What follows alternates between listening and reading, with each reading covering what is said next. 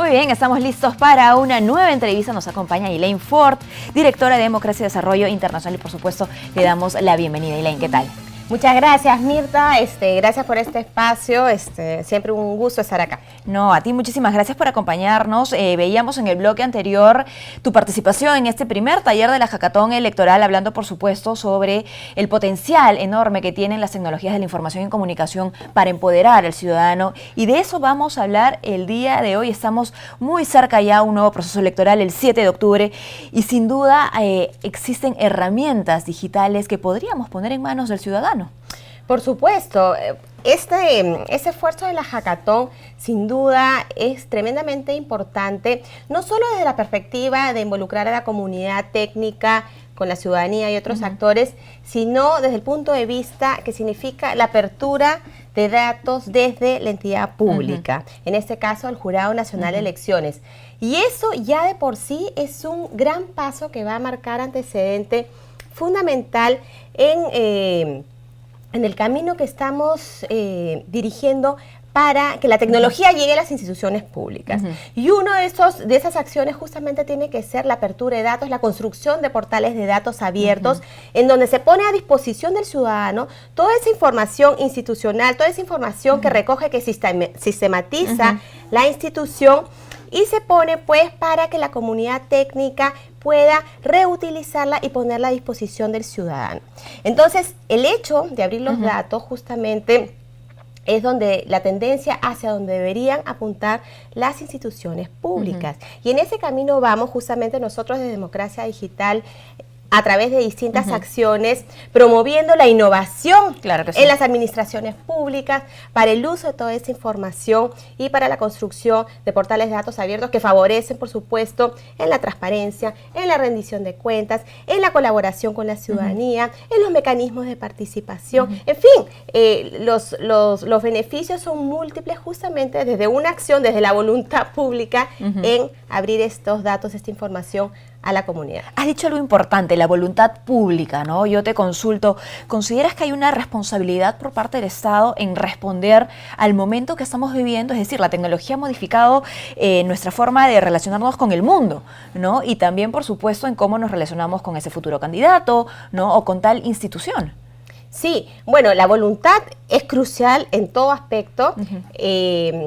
Y la voluntad hoy en día, que se usa tanto esos términos de transformación digital, está muy relacionado también a lo que es el cambio de mindset, ¿no? Al cambio de esas actitudes o comportamientos que ya están establecidos, que son convencionalmente ¿no? definidos, porque los usamos y seguimos esos patrones con actitudes. Claro, ya estamos en medio de ese contexto, ¿no? Con actitudes que posiblemente se remonta de mucho tiempo atrás. Entonces, hay que dar ese paso.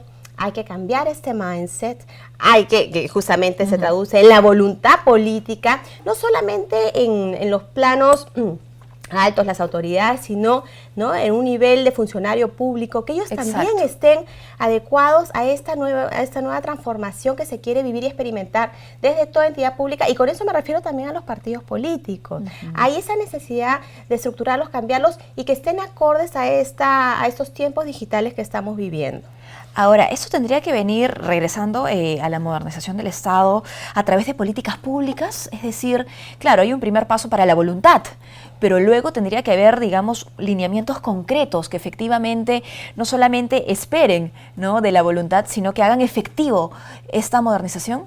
Por supuesto, eso va de la mano enseguida con políticas públicas, con proyectos, con programas, con presupuestos asignados, con un trabajo y una mentalidad pensando en un mediano o largo plazo. No podemos ser cortoplacistas con este tipo de iniciativas o proyectos porque finalmente no tienen resultado. Y lo que pasa es que nosotros, como entidades públicas, me refiero, o sea, nosotros en el Perú, somos muy vulnerables porque vemos, y es una realidad, que hay constantes permanentes de nuestras autoridades, ¿no? De ministros, viceministros, los equipos de trabajo, incluso los equipos técnicos. Y eso no permite dar continuidad a cualquier iniciativa que se inicia y se empieza a promover, porque prontamente es justamente truncado ese proyecto y genera mucha frustración porque finalmente no hay resultados, nadie evalúa si se lograron o no las metas, en fin. hay una serie de aspectos que se dejan inconclusos y eso no puede pasar. Es decir, si se cambian las autoridades, bueno, hay un planteamiento que debe seguirse y se debe respetar, y para tiene que eso, estar por encima de, ¿no? Así es, y por eso la voluntad también es muy importante, y también desde luego los presupuestos que se asignen, los equipos que participan en ello, en fin, hay una serie de elementos que hay que considerar también. El desarrollo de este tipo de políticas públicas, ¿no?, que reconozcan el potencial de las tecnologías de la información y comunicación, ¿qué impacto pueden generar o están generando en algunos casos ya en el ciudadano y en su participación? Sí, por supuesto. Vemos ya, nosotros tenemos el Premio Nacional sobre Democracia Digital y ahí tenemos una categoría de sector público y cada año vemos un incremento notable de las propuestas que presentan las diversas entidades del sector público usando la tecnología, ¿no? Y propuestas robustas, sofisticadas, de mayor elaboración, de mayor presupuesto y contenido, porque vemos muchas apps, ¿no? Que tú sabes, eso demanda mucho más trabajo y más presupuesto, que buscan pues solucionar la vida del ciudadano de diversas formas. Hemos premiado ya diversas iniciativas digitales de distintas entidades del sector público y yo creo que la tendencia va hacia eso sin duda. No vamos a esperar este año que recibimos, pero vemos esas ganas de querer dar mayores servicios, de querer facilitar la vida de alguna u otra forma, pues por medio de la tecnología, dando información, brindando facilidades de diversa índole. En algunos lugares del mundo se habla sobre la e-participación. ¿Ese concepto puede ya aplicarse a nuestra realidad? Pero ya se está, ya se está aplicando y desde hace ya varios años. Yo siempre menciono como caso emblemático la primera protesta masiva que fue en el año 2013 con el caso de la repartija. Yo creo que ese caso fue emblemático porque se vio por primera vez en el Perú cómo estas multitudes salieron a las calles a través, ¿no?, de las nuevas tecnologías, que fue el canal que permitió esa movilización masiva. Finalmente esa movilización dejó sin efecto el nombramiento a 5 autoridades públicas que se habían hecho desde el Congreso. Entonces fue un cambio que se buscó a través de las nuevas tecnologías y en las calles, y que luego, en el caso concreto, en la vida offline, ¿no?, en el plano offline, se tradujo justamente en dejar sin efecto ese nombramiento que se dio en el Congreso. Y además, lo interesante de ello fue que este caso de la repartija se dio también en un contexto en donde en el mundo se estaban dando diversas movilizaciones masivas por diversas razones. Teníamos el caso en ese momento en Egipto, en Turquía, en Brasil y acá en Perú con la repartija.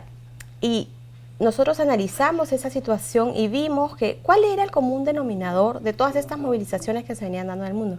Era justamente el uso de las diversas tecnologías de la información, las redes sociales, en fin, para canalizar ese sentimiento ciudadano. Claro. ¿Ya? Ahora, y buscar un cambio. Porque yo te hablaba de ese concepto relacionándolo al mundo y tratando de hacer un pequeño diagnóstico sobre nuestro país, porque claro, nuestro país es más que su capital y las grandes ciudades, y existen aún en el Perú una gran brecha digital, ¿no? ¿Sería este uno de los retos quizá a emprender, ¿no?, reducir esa brecha digital para que efectivamente la e-participación se dé en igualdad de condiciones? Por supuesto, en ese proceso estamos. Lo óptimo es, por supuesto, reducir la brecha digital, que mayor cantidad de peruanos y peruanas estén conectados, aumentar, por ejemplo, la conexión, el acceso en las zonas rurales, en las zonas más alejadas, ¿no? Lograr mayor inclusión a través del uso de Internet, llegando, por ejemplo, favoreciendo a minorías, reduciendo la brecha de género en el acceso a Internet, permitiendo pues mayor inclusión en aspectos multilingüistas, en aspectos vinculados a la discapacidad. Por ejemplo, ya vemos en Europa y en otras partes del mundo cómo la tecnología, cómo Internet ofrece facilidades para incluir justamente a los discapacitados o gente pues que de alguna forma no se ha visto favorecida y siempre ha estado aislada. Claro, bueno, sin duda hay muchos retos, pero hay también aciertos en ese camino por promover la participación política a través de las tecnologías de la información y comunicación. Brevemente, Elaine, porque lo conversábamos fuera del aire, sabemos que estamos ya a pocos días del cierre para postular al Premio Nacional Democracia Digital. Así es, el 31 de julio es el cierre de inscripciones del Premio Nacional sobre Democracia Digital. Este premio se da por 5º año consecutivo y la inscripción es gratuita. Está todo el Perú invitado. Queremos llegar este año a todas esas regiones que aún no han participado porque queremos conocer cómo están usando las nuevas tecnologías en esas regiones. Entonces invitamos a todos los peruanos y peruanas. Es gratuito. La inscripción es en democraciadigital.pe. Y son 4 categorías: sector público, sector privado, sociedad civil y ciudadano. Perfecto. Ustedes tendrían que elegir nomás a qué categoría van. ¿Dónde se enmarcan? Pueden incluso presentar hasta 3 propuestas por persona o institución. Y son propuestas que busquen hacer un cambio en la sociedad, hacer un aporte, ¿no? Con miras a alertar, a denunciar, a informar. Y temas diversos, temas políticos, sociales, culturales, históricos, en fin, lo que ustedes sientan que puede ser un aporte y puede contribuir a nuestra sociedad. Excelente, muchísimas gracias. Gracias. Está hecha la invitación entonces, gracias por acompañarnos. Gracias. Belén, siempre un placer.